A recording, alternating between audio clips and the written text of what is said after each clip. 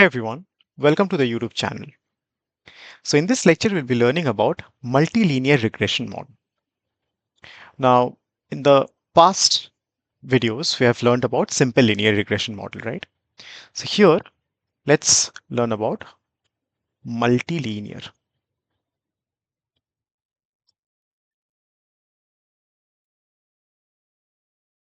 What is the difference between simple linear regression model and multilinear regression model? In simple linear, we choose only one feature as the x, right? Only one feature. Here in multilinear, we will have access to multiple features. All right. So let's quickly see what df looks like. So df, let's just say df.head. So this is how the df looks like. And earlier we had taken only area as the uh, as a feature. Here we'll take all of the features or the columns as a feature, as the x variable, right? So what I'll do is simply x equals to, or let me just write, split data into x and y.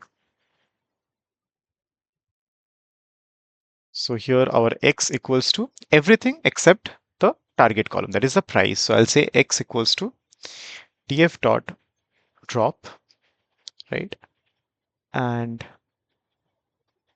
columns equals to price. Y equals to df of price.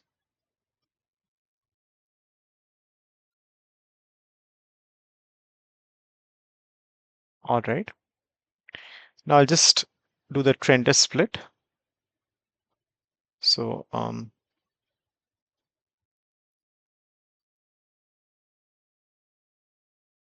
what I'll do over here is from sklearn dot model selection,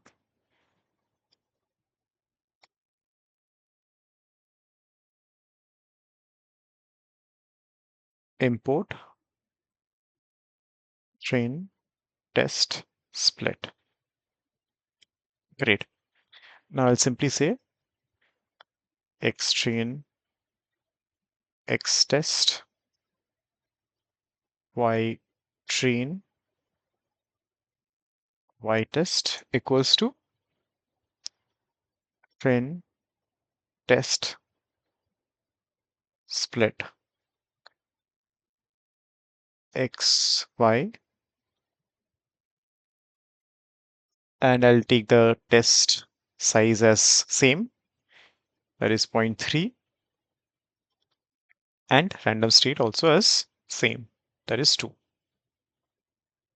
Great. Now here what we can see is the different columns has different range of values, right? For example, price has huge amount of values, while area has significantly less range of values. And others like bathrooms, stories, and all has significantly less range of values. So we need to standardize all these values. And as such, I'll be using standard scaler to standardize all the values, right? To keep the range between 0 and 1, or to standardize the range. So what I'll do is standardization.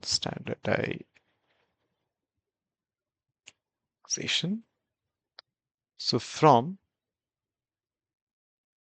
sklearn.pre-processing, import standard scaler.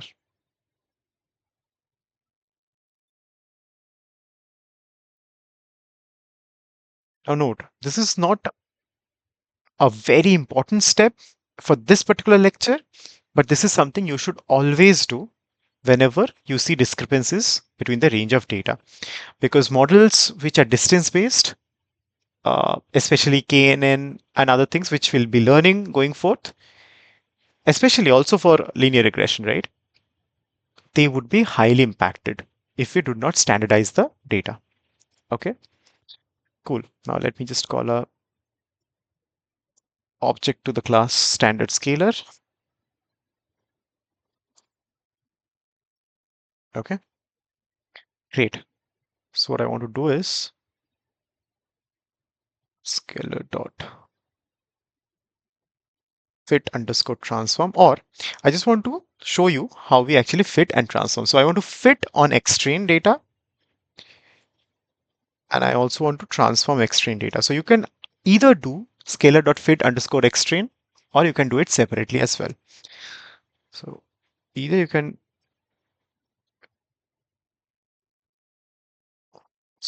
write scalar dot fit underscore transform, right? Xtrain, or you can separately write scalar dot fit xtrain. So it gets fitted or trained with respect to xtrain, and then it transforms xtrain. Finally, we do the same for xtest. And here I'll just say xtrain equals to scalar dot transform xtrain. Similarly, I'll do the same for xtest. But note one thing. Here xtest gets transformed based on the training done by scalar on xtrain.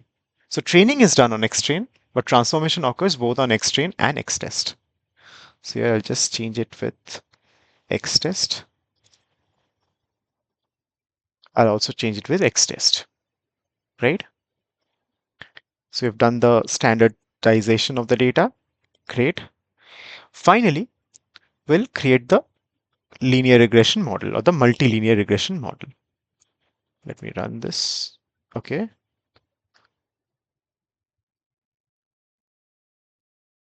What it says is xtrain.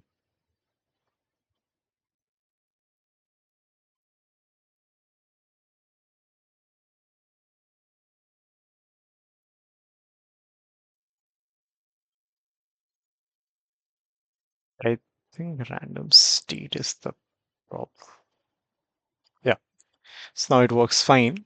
Now I just need to create the multilinear model. So from sklearn dot linear model import linear regression. All right. Model equals to linear regression. The same thing that we have done for simple linear regression. Basically, multilinear regression and simple linear regression are same. Just that in simple linear regression, we have only one column or one feature, while in multilinear regression, we have multiple features, which is much more industry-wide valid. Okay, so model dot fit, I need to fit it based on xtrain and xtest.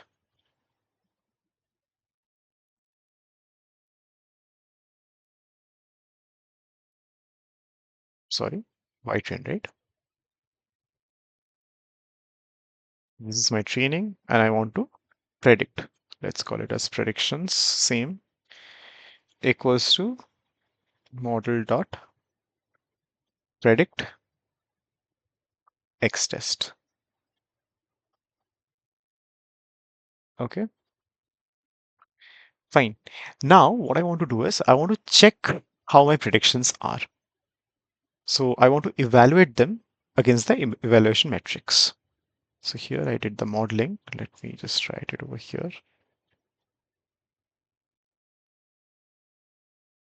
Now I want to do the evaluation.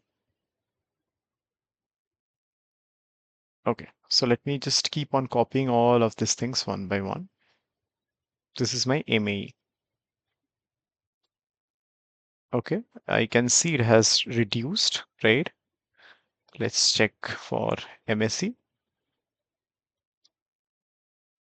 Surely it has also reduced. What about RMSE would always reduce if MSE reduces because it's just the square root, right? 113,2668. And here we had 164,3237. Let's check the elephant in the room, R2 score. What happens to the R2 score? So the R2 score has significantly improved. It's not great, but it has improved, at least better than a mean model. And what about our adjusted R2 score? Let's check that as well. So the adjusted R2 score decreases compared to the R2 score, but that's still okay. It's better than the simple linear regression model. But what we can understand is not all the columns that we have taken are good. So certain features could be removed to get a better R2 score. So all the features that we have taken is not required. Some are garbage values as well. Not maybe garbage values, but not really required, right? So this is all about linear regression along with multilinear regression, right? I hope you had a great time learning about linear regression. Thank you.